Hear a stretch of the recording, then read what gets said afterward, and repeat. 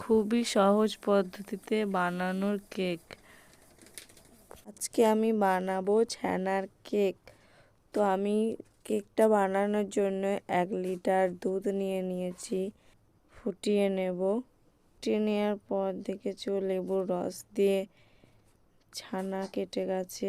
তো দেখতে পাচ্ছ এইভাবে ফুটে যাচ্ছে, ছানাটা কেটে গেছে, ছানার জলটা বেরিয়ে গেছে একবারে। তো আমি এবার এটাকে ছেঁকে নেব কাপড় দিয়ে। তো আমি এবার ছেঁকে নিয়েছি, দেখতে পাচ্ছ। ছেঁকে নেওয়ার পর এবার ঠান্ডা জল দিয়ে ভালো করে ধুয়ে নেব। ভালো করে উল্টে পাল্টে ধুয়ে নেব। ধুয়ে নেওয়ার পর তুলে নেব ছেঁকে। ঠান্ডা জলটা ছাঁকা হয়ে গেলে, ঝরে গেলে এবার আমি নিয়ে নিয়েছি। এবার ভালো করে হাতে করে ভেঙে নেব, মেখে নেব ভালো করে। মেখে নেওয়ার পর ভালো করে মেখে নিয়েছি। চিনি দিয়ে দিচ্ছি। মিষ্টিটা আপনাদের পরিমাণ মতন দেবে। ভালো করে চিনিটা মিশিয়ে নেব। সুজি দিয়ে দিচ্ছি অল্প করে। ভালো করে এটা মিশ্রণ করে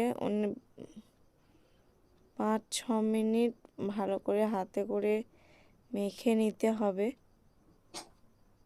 যাতে নরম হয়ে যায়, চিনিটা গলে যায়। ভালো করে মাখতে হবে। তো নরম করার জন্য অল্প একটু জল দিয়ে দিচ্ছি। তোমরা দেখতেই পাচ্ছ আমার ছানাটা নরম হয়ে গেছে। ভালো করে মেখে নিতে হবে, নরম করে নিতে হবে। এবার আমি একটা পাত্র নিয়ে নিচ্ছি, এরকম টিফিন কৌটো। অল্প একটু তেল দিয়ে ভালো করে হাতে করে চারিদিক লাগিয়ে নেব। গায়ে গায়ে দিয়ে দেবো চারি গায়ে। এবার হাতে করে এবার ছানাটা দিয়ে দেবো সমান করে। দেওয়া হয়ে গেছে, এবার সমান করে নিচ্ছি আমি হাতে করে। তো সমান করার পর এবার ঢাকনাটা এঁটে দেবো। জলটা এবার ফুটতে দেবো। গরম হয়ে গেলে এটা টিফিন কৌটোটা চাপিয়ে দেবো, দিয়ে ঢাকনা দিয়ে দেব। ঢাকনা দেওয়ার পর অল্প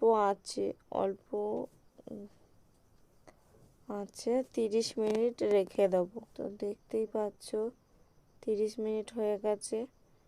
এবার নামিয়ে নিয়েছি, ঢাকনাটা খুলে নিয়েছি। তো দেখতেই পাচ্ছ ছানার কেক তৈরি। এবার আমি ঢেলে নিচ্ছি, এভাবে উল্টে নিচ্ছি। দেখতেই পাচ্ছ বেরিয়ে গেছে ছানার কেকটা।